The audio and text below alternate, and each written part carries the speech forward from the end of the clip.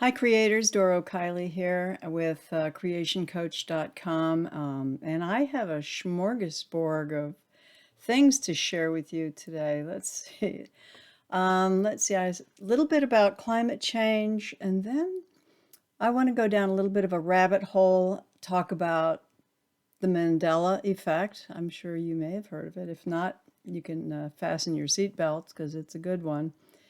So I have two videos to share about that. Let's see, also one about parallel universes, which kind of ties into the Mandela Effect. Then I found a little video about quantum immortality. So, here we go, skipping from one universe to another. And I thought I'd top it off with a little, Are We Alone in the Universe? So what I do is I just kind of browse around the YouTube channels and see what strikes me for interesting talk. And that's what we do here for 15 minutes. I'm trying to do it every day, but family and work gets in the way. And of course, there is life out there actually. Which brings me to my wonderful walk this morning. Hooked up with a couple of neighbors on the road and chatted, and there's a sense of community here, which I am really trying to foster, and I think people are really responding very well. Good people here. So let's jump in. My first video, let's talk about climate change. So this video, I'm not a fear monger by any means. I think we are immortal, and we come and go, right? We go to sleep at night, we wake up in the morning, maybe we just die and then we get reborn. I don't know. These are the mysteries, and boy, do we live in interesting times. So let's see. This one is about the safest place to live in the United States as the climate changes. And it's kind of a scientific approach when they're taking into consideration the weather and tornadoes and then food and energy. And so take a look at that. It's really very interesting, not to scare anybody, but we are having some climate change. I think it's becoming evident. If what I see on my flat screens is true, looks like there's fires in California and things that I don't recall happening as intensely when I was growing up. I mean, yeah, you hear about these things on occasion, but, and who knows, maybe it's all the internet. They didn't have the internet when I was little either. So there's that video, different and safest places to live in the United States as the climate changes. Now, I kind of wanted to tie this in to the Mandela Effect and parallel realities, because if you know me at all, I like to think very big, very broad, very, you want to talk about time jumps and the fact that there is no time. I mean, I love to go down those wormholes. So the Mandela Effect, and these videos, there's two videos that really describe it quite well. And I can recall this happening back starting in when the CERN project, 2008, I believe that's when they first set off the first CERN project with the Great Hadron Collider, I think it is, in Switzerland. And since that time, everybody's saying, wait a minute, this wasn't, it's like a glitch in the matrix. I think that's where the term may have been born. I certainly remember certain things. I raised my children reading the Bernstein Bears, and it's not Bernstein anymore. Now it's Bernstein. It's spelled differently. And the Monopoly guy, I never knew what a monocle was, and then I saw this guy with a monocle on the Monopoly board, and I asked my mother, what is he wearing? She said, it's a monocle.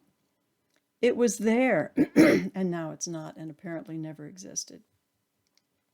So this is the Mandela Effect, where people are noticing things that that were not there many years ago. So we kind of jumped. That's the theory, is that everything happened so fast. We just woke up the next morning and nothing seems to have changed, except as time goes on. And there's an interesting story here. The 10 terrifying I don't want to fearmonger. Of course, that's kind of eye-catchy, terrifying. 10 terrifying signals from parallel universes they don't want you to. So it's a kind of a fearful title, but excuse me. But it kind of talks about parallel universes. And it's very fascinating because parallel universes, and the way she's describing it, which I kind of appreciate, is an experience, and this is not like a big deal, apparently. It's happening all the time, that we can migrate from one parallel universe to another relatively smoothly without much obvious interference. I can give an example in my personal life. When my children were little, I recall taking them into town. We were going to all go into town. I had my big truck. We were all going to drive down the mountain, which is very twisty, windy. We drive down the mountain, go into town. I forget what we were doing. We were going to maybe go to a movie or something. It was a day out or town time. And it was dark, and but we were driving down the mountain, and suddenly my truck headlights went out. And I remember going over the mountain. I remember the sound of glass. I remember the screaming. I remember the impact. And then I remember just hearing. I couldn't see anymore. I was hearing the sound of, monitors. My heart monitor, beep, beep, beep, beep. And you could hear the intercom going in the hallway. And I knew I was in the hospital. I said, "Oh my God, what happened?" And then suddenly I remembered the children, and I woke up. Suddenly it was gone, and I was in my bed, my bed here, and I couldn't open my eyes for the longest time because those sounds were fading away, and it's almost as though I felt still paralyzed. And then suddenly I just woke up and I looked at the clock and it said, time to get the kids up for school. And I jumped up and the kids were fine. It was a normal day. I believe that I jumped universes that night. I really do. And it happened a couple other times. And so this video is somewhat about that. People's memories of and beliefs that they skip parallel universes. And I thoroughly believe that we're doing it all the time, very smoothly, depending on how we choose to respond to a situation. We are always making decisions. We can decide this way or this way. And these branch off into other parallel realities. So this little video is about that. And the Mandela Effect, I believe, and many other people, I'm just learning this myself, many other people believe that it was also caused by the Hadron Collider, that it caused a black hole and just suddenly sucked everything in and spit us out into the next universe. And I don't doubt that. I mean, that could be. It really could be. And so my feeling about that is, well, if that's the case, and we are just kind of moving in and out between different realities, what is it that is driving us? I mean, if we're doing this in and out, what is the push? What's behind it? What's pushing us into this universe or that universe? And I believe it's our attention and our intention. Wherever it's going. If you're intending something and you're giving something your attention, then that's the way you're going to go. If your intention and your attention is to express anger, then that's the universe you're going down. That's the road you're traveling.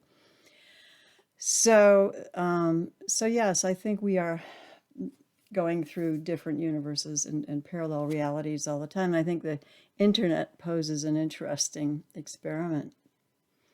I mean, we can all see us kind of going into little thought bubbles, but now everybody's becoming more and more insular in their own reality. So that, you know, you could say each one of us is a parallel reality now. Uh, I mean, that just dawned on me. It's like that. It could be too. So this next one that I'm sharing is called quantum immortality. You know, this whole thing about the matrix, my personal feeling is that, yes, of course we do live in a matrix. But what we have forgotten is that we are creating and have created this matrix. This is, I mean, it's possible that there are aliens out there who know how to manipulate it, but I think we are the ones actually buying into it or creating it or strengthening it or whatever.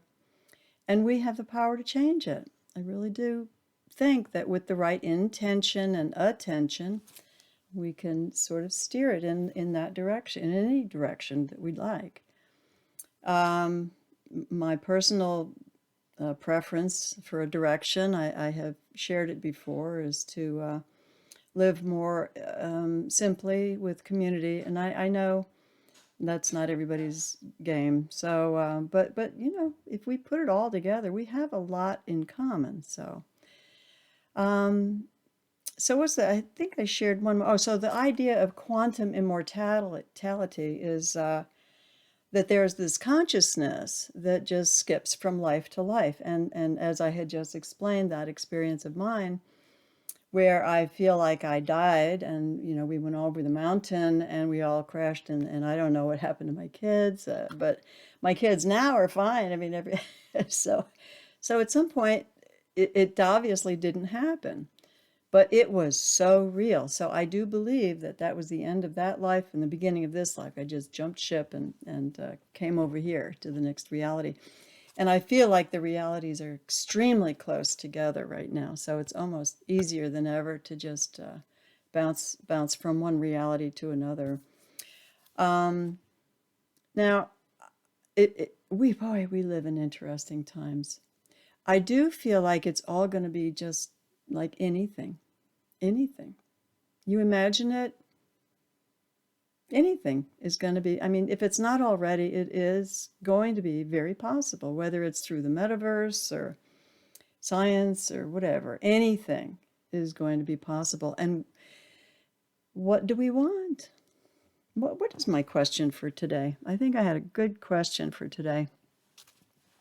I don't know what I did with it, but I think it's basically about where do we want to put our intention and our attention, because that's what's steering the ship.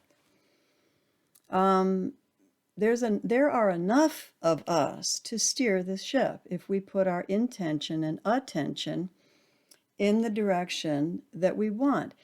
Now, we don't want more war. We don't want more violence and good guys against bad guys. I don't.